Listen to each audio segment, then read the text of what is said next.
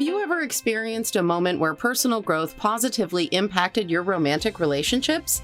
How do you balance personal growth and maintaining a healthy relationship? Balancing personal growth and maintaining a healthy relationship can be challenging but rewarding.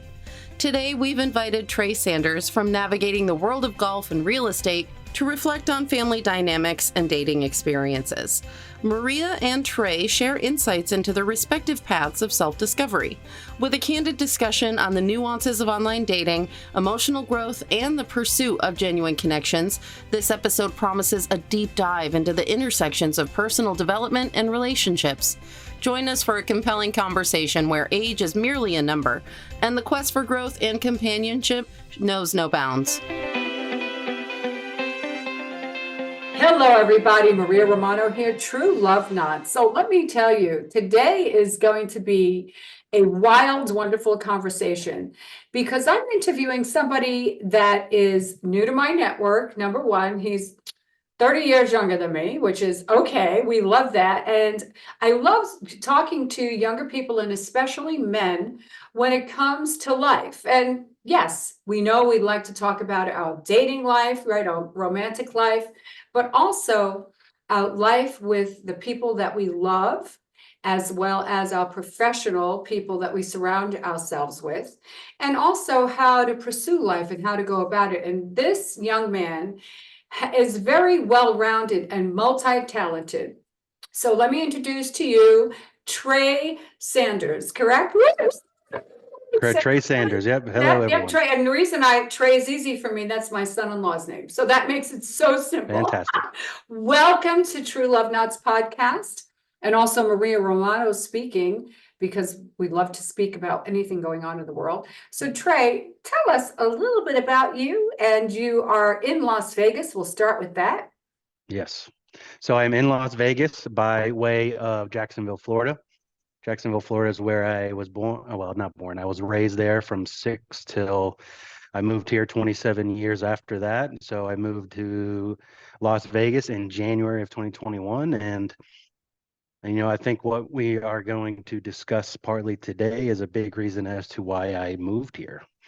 I moved here, I was 33 when I moved here. How many people really pick up their whole life on a whim? Not on a whim, but not many people when they're 33 kind of pick up their whole life to start something new and move 2,000 miles away from the city that they grew up in and where they know everybody.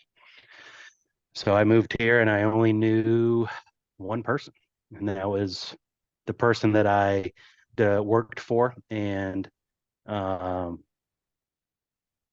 it was what I moved here for is still the reason I stay, but the reason I'm still here is because of a big reason of what we're going to talk about is the growth as a person, professional, and even just as a guy looking to navigate his way through life and get myself in a position to succeed on a higher level than where I was at before. So that is me in about 2 minutes, 3 minutes. I can obviously go a little bit more, but that's great. I mean, we're going to dive into that. Well, first of all, what you said you knew one person when you moved here. So when you moved here, what did you do for your professional life? The professional life is, I'll say when I moved here, it wasn't that I was necessarily getting a better job. It was just a job to kind of get me out of where I was before. And where I was before wasn't a bad spot. It was just kind of an average spot. I was working in the golf industry, 2 jobs. One of them was retail and one of them was outside sales. And I was very, very good at both jobs. I mean, I succeeded in both jobs tremendously. But in a retail world, succeeding in a job tremendously doesn't really get you moving forward, at least for me. Like it didn't, there wasn't a lot of advancement in those 2 opportunities. And I honestly, at 32, 33, I saw myself doing those same 2 things at 42 and 43. And I had a come to Jesus meeting with myself and thought to myself, Is this what I want to do 10 years later? And I said no. So I was trying to look for opportunities, and I came across my friend that I worked for, and he owned two businesses. One of them was like import export logistics, and then another one he was starting up with like medical device sales, and a lot of it was around PPE equipment, because of heavy COVID time in 2021. So I was running that for him, and it didn't. I'll just keeping it lightly. It just didn't work out. Um, and moving here, it was tough to transition. I lived, with the exception of college being a few hours away, I lived within 20 minutes of my parents my whole life. Once I moved out of their house, and moving here was a tough transition for sure. And as you know, in Vegas, you've got every vice under the world to keep you occupied. And fortunately, I'm not a big alcohol drinker. I'm not a big gambler, so I used golf as my coping mechanism when I moved here. And it's because of the love of the game that I have and meeting people that I played golf with that really kept me here, and being able to build a network over 3 years of golfers and non-golfers. I'm not exclusive to just meeting people that play golf, but meeting golfers and non-golfers alike, allowed me to build a network and stay out here. Because after 5 months of being here, if I didn't have golf, I honestly would have moved back to Florida, because I own a home in Florida and I could have just moved back in there. But I knew moving out here was the opportunity that I had presented to me to grow. I've lived in the house I live in now for 3 years with two roommates, and they can tell you from when we moved in together 3 years ago till now that my growth as a person, as a professional, has been tremendous. I like to be a little humble and just tell myself, like, my growth happens day after day, week after week, month and years. And I would say that my growth emotionally and mentally and personally has been tremendous. And I don't know if I stayed in Florida that the growth would have been the same. And interesting that you touch on that. And that's sometimes true because you pushed yourself out of your comfort zone, okay, which is tough to do. Mhm. And what you've done, and you talked about, because you're right, Las Vegas has every vice you can think of, and it's available to you. Like you said, whether Mhm. it's drugs, whether it's alcohol, whether it's sex, I mean, whatever it is, we have gambling, and it's a choice. And you're right. And you obviously, your brain works in a way that you use golf as your coping mechanism, which a little bit, let's talk a little bit about golf, because I know we're going to have some listeners, especially on LinkedIn, that like to listen to this, that I want to talk a little bit about where you coach Yep. and how you said you have a love of the game. So Oh yeah. tell us a little bit about that. You said you built a network.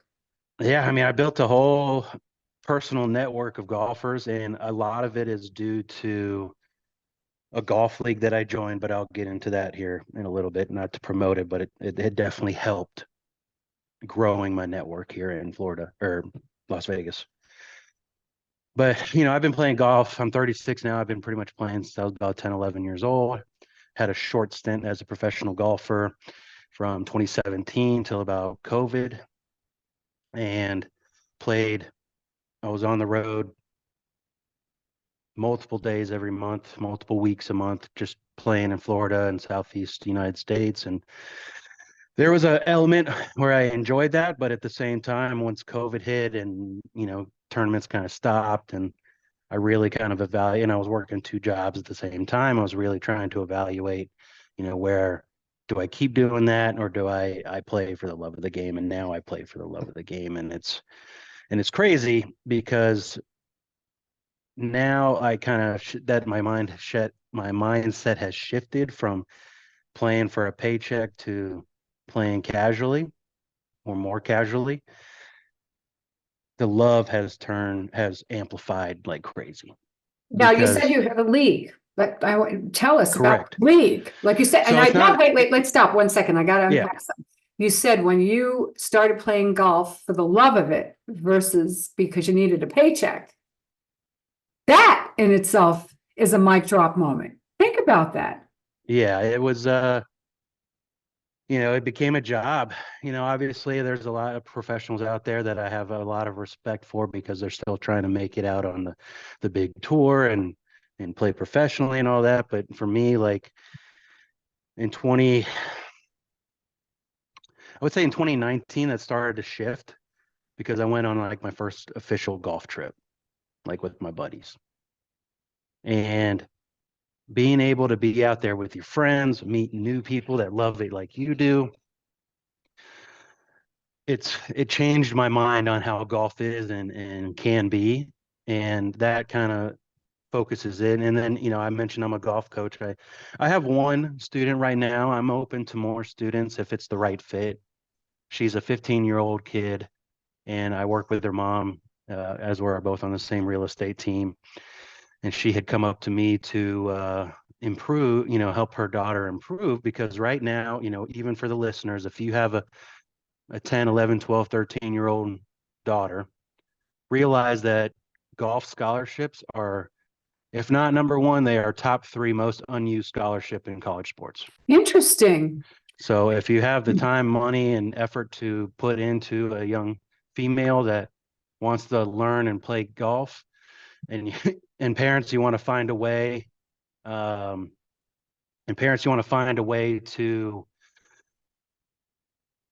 have college be cheaper for your kids, your young daughters, golf is the way to go for that. Hold on one second. Now, Go why? ahead and ask a question. Why females? Interesting. I Why not don't males? know. I don't know the exact reason. I just was reading. I read many golf articles that cover a variety of different avenues around the game, and golf scholarships is just a very unused scholarship in college sports. Well, we're going to definitely So, make a note of that on this podcast because I think that's interesting statistics.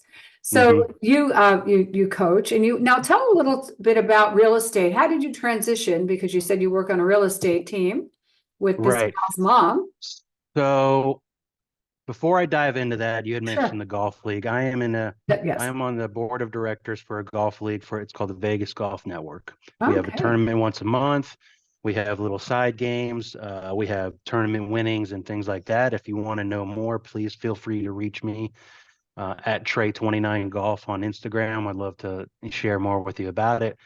But now going into the real estate. So when I stopped working for my friend, that was May or June of 2021, I was essentially unemployed. I did the delivery stuff, Ubers, Lyfts, the food delivery apps and all of that, just to kind of keep cash in my pocket. And then my mom, she's been in real estate, I think 25 years now, maybe just over 20 years, something like that. And she just, she said, go get your real estate license. Well, the funny thing is I passed my test in May of 2022. And then in June of 2022, the interest rates doubled, and it's made it interesting the last 2 years so far. But it's been it's just another avenue too. It's the profession that I work in, and it's also allowed me to meet other professionals in the mortgage and real estate world that have tremendous amount of success that I can learn from. And it's definitely a lot different than I thought it would be. But then once you get into the structure of networking, attracting new business, attracting old business from referrals and clients, as I'm sure it's the attracting of people towards your podcast and towards the service you provide, and I apologize if I get this wrong, in the love world.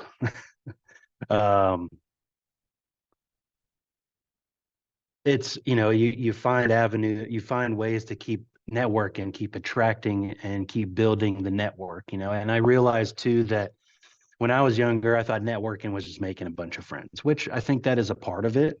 But at the end of the day, I realized that networking is not about creating friends, but creating relationships with a purpose, and not necessarily like a financial purpose or a personal purpose. I think it's just having, it's like having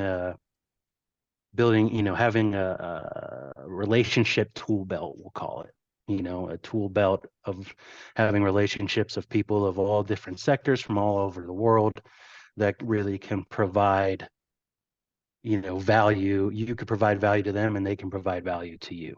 It's almost like golf clubs, right? You have a driver, you have a sandwich. Now, I want you to know, I have to confess, I tried playing golf a few years ago. I sucked. Everybody said, Maria, this is a great way to meet men. I'm a widow. And I have to tell you, oh my gosh, there might be a great way to meet men, but you know what? It just wasn't for me. Yeah, it's not I've been easy. playing.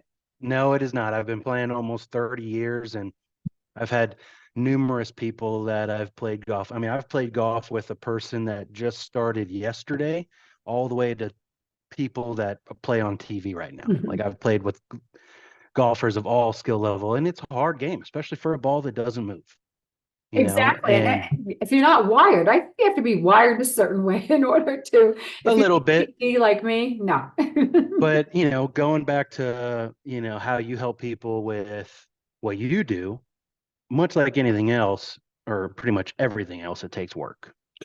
And if you're not willing to put in the work, it's going to be very hard. And I love that you said that, because now when you talk about what I do, so I marry people, but I talk about love. So you put in the work to get your license, right? You put in the work because you love it. It's not work. You have the love of the game of golf, and you put together. I want to take a moment and I want to dive into, let's talk about you as a young man. You're single. How's your dating life? At this point in time? Yeah, well, tell me, how do you find dating? Let's just share it. Let's zero. Okay. I mean, okay, but tell us. Well, so my dating, I've been on a few dates since I moved here. None of them really grew past the first date. The last one, we kind of just were in different spots, but I think the last date, I don't even know the time frame, but at that time, I didn't want to rule out the possibility of having children. I might have been 34 years old. But now at 36 years old, I've kind of accepted the fact that I may not, I am 70, 30, 80, 20 in the boat of not having kids versus having kids. And in my personal experience for that is one of my best friends in the world, she's my cousin, but she had her son at 17 years old. And then had a daughter 5 or 6 years later, 4 years later. And, for me, being around a child, because her and I, we spent a lot of our time living in the same city, being close friends with each other. Obviously, we're related too, because our moms are sisters. And, I, from a young age, even through college, I didn't take care of them a lot, but whenever I was around, I would take care of the children. And so, my mindset of having kids is probably a lot different than other people, because I've been around kids, because I lived by several cousins most of my life, and they've all had, they have kids from 21 to 4 years old, and there's 7 of them. So seeing, having 3 female cousins around me that are moms, having kids like that, and been around kids most of my life from 18 until now, my mindset was different on having children. But going back to my relationships, for me, I've had the conversation with both my parents on, if not having kids not having kids and then not having them having grandchildren would be something that would upset them. Not that whether they said yes or no would impact how I felt, but them being my parents and being close to my parents, it's a valued opinion. And for me, it's just turned into, something that I don't really want for myself. And that's nothing against the ladies or anything else. It's just kind of where I'm at with my life right now. The closer I get to 40, the more I realize that it's not something that I want. But in my dating life right now, there was a time in my life where I just kind of didn't really date. And in the last couple of years, it's kind of grown into more focusing on myself than focusing on bringing somebody in. Because for me, where I'm at right now in my own personal growth, as Trey becoming a better person, losing weight, getting stronger, getting financially fit, getting health, physically fit. I feel like I am not at a point in either of those areas to bring somebody in on a permanent basis. As That's things, smart. That's when I have to stop you there for a second, because you're saying a few things. You're getting physically fit, financially fit, and I love that. But you're emotionally getting fit.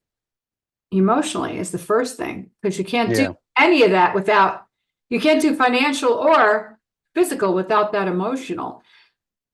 I give you a lot of credit, and I didn't realize, thank you. that for some people, but 30, you're what, 37, you said? 36. At 36, you're still young. I mean, don't rule Right, out, you don't know if you meet that right person, not if, when you meet that person, what right. will be there in front of you. I got married, I was 23. My husband was 12 years older than me.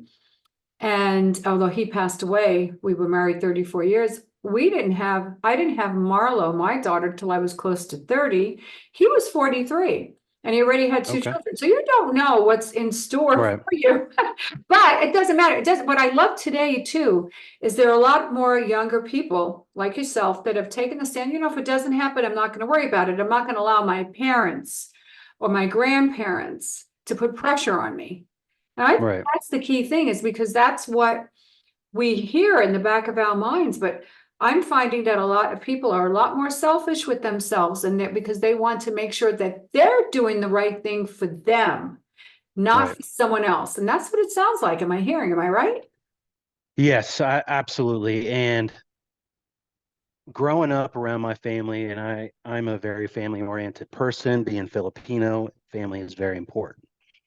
And for myself, I would love to be around my family right now, but like I said, mentioned previously, if I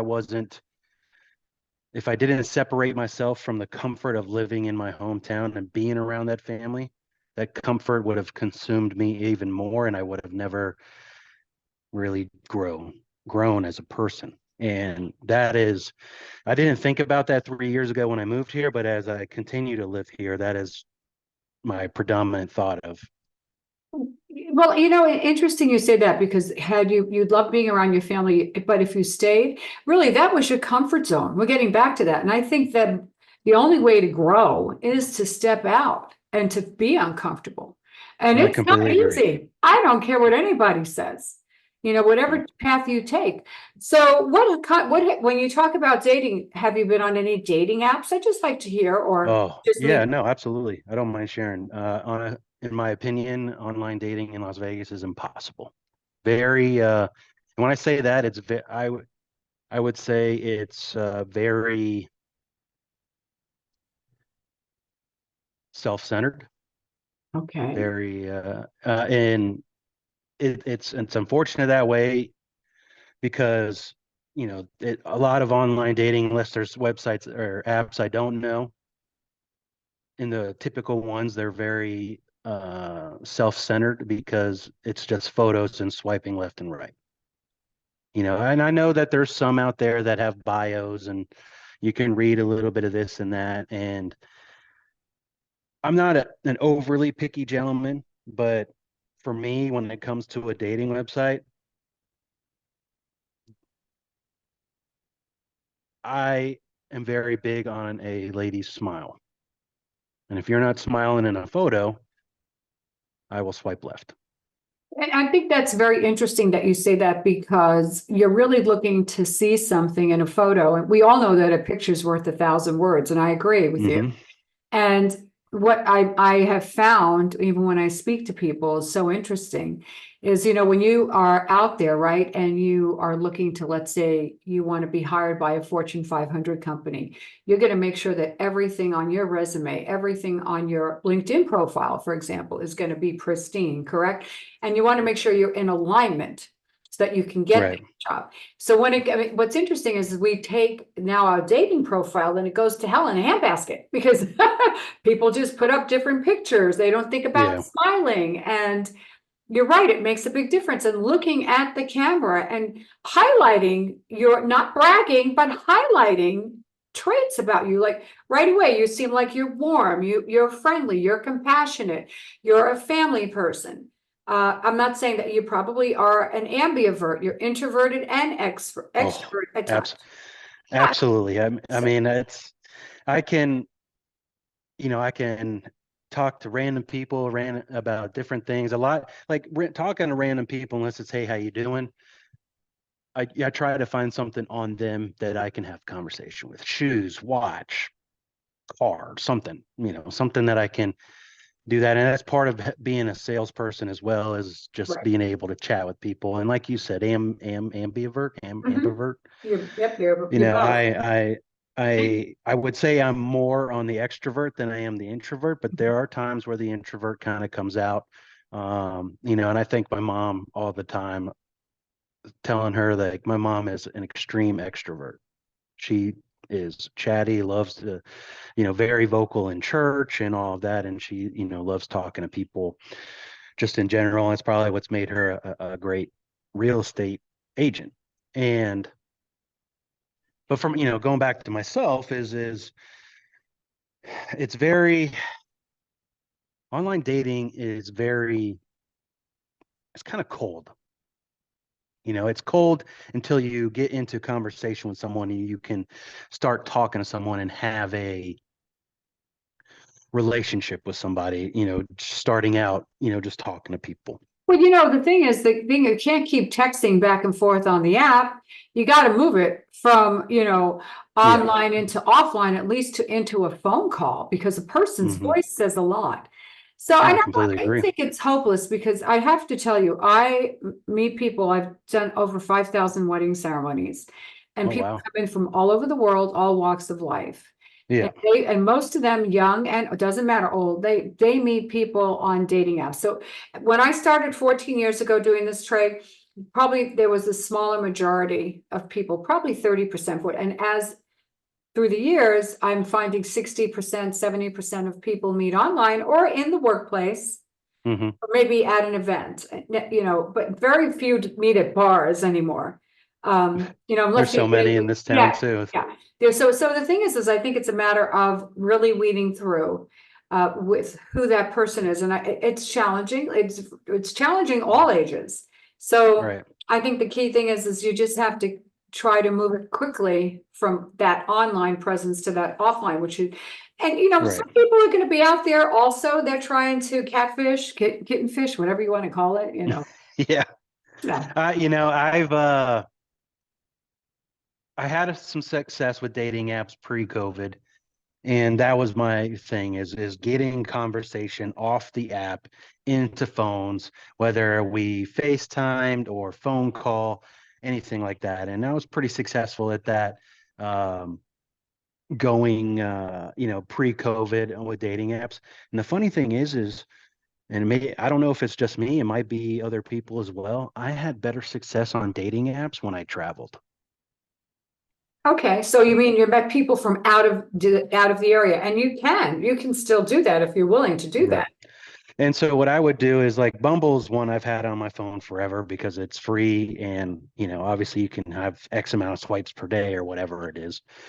And when I was playing golf professionally, I'd be driving to every big and little city in Florida playing events, and I'd have my dating app uh, things on, and I connected with, in a couple of days, 3 or 4 different ladies in another city because here's a new guy coming into their city that they've never seen, and they have the opportunity to swipe or anything like that, and carry on conversations. I saw one lady uh, from a town 3 hours away from Jacksonville once, and then even had a couple of dates through dating websites in Jacksonville as well.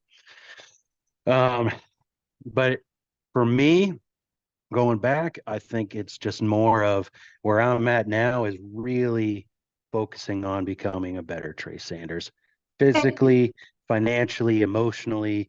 And I think I don't know if there's going to be a certain point. I don't really have like a benchmark of saying, okay, like I've hit that.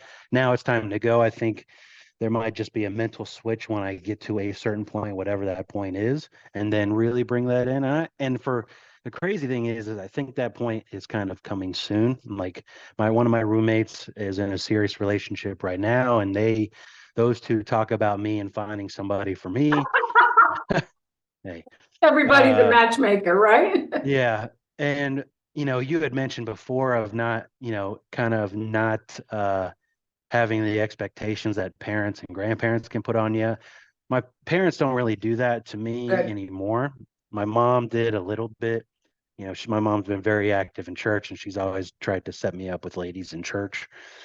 Um, but it's funny, it's all my aunts and my cousins and my in those side of my family that they don't put pressure on me, but when I come back in town, they're always asking, "Oh, are you dating somebody? Are you seeing anybody?" Blah, blah, blah. I'm like, for me, it's just I'm on that personal growth journey right now. I don't think there's not an ending for the personal growth, but for me, on the growth of being mentally and emotionally growing, and then physically and financially growing. And a lot of the mental and emotional growth, I do a lot of it through reading. So I do my best to read 10 to 15 pages a day of business books, growth and development books. I'm reading a book right now on getting over imposter syndrome, which I mentioned MJ's earlier, and he mentioned you two were talking about briefly imposter syndrome, and I never knew what that really was until the last like 12 months of my life. I didn't know that there was a thing for that, of really kind of understanding the value, one's own value of how they can provide that, or if it can be provided to other people, and really saying, okay, am I worth this or that? And it's just something that for me, things that I've been given in my life and have been presented to is like, am I worth that? Like, what have I done to earn that?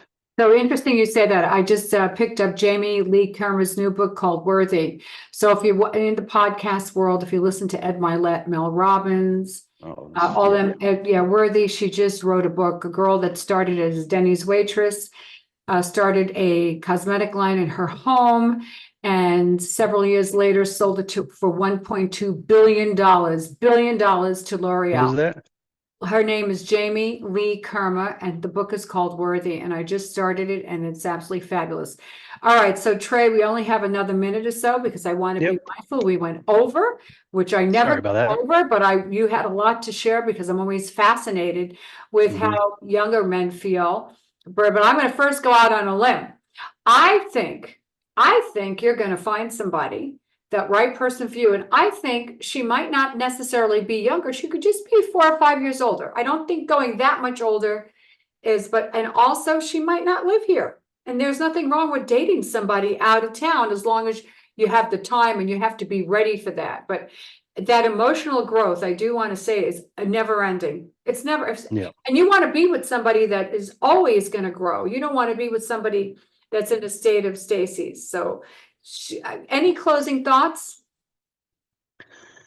One, thank you for having me on the podcast. I've really enjoyed speaking with you and sharing my story, what little bit of it, because obviously I can go on and on. But in closing thoughts, I'm just a guy in life. I love what I do. I love the people that I surround myself with. And the ladies, if they want to find somebody who's trying to grow and become the best version of themselves and, possibly do it together, I'm all for that. And if anybody out there wants to, and they're in Vegas or coming to Vegas, you want to play golf, let me know and I'll try and make some time. Well, Trey, thank you so much. Maybe you can start another network. Let's grow together. And maybe you might find some other people out there that are single that might have the same type of values that you do. I'm going to throw that out there. Everyone, possibly listening today, when you listen, I want to thank you so much for listening. And if you want to reach out to Trey, I'm going to put all his information in the show notes. In the meantime, as I always say, I can't even say that. Continue to stay healthy, happy, and safe, and spread love. Have a great day, everyone.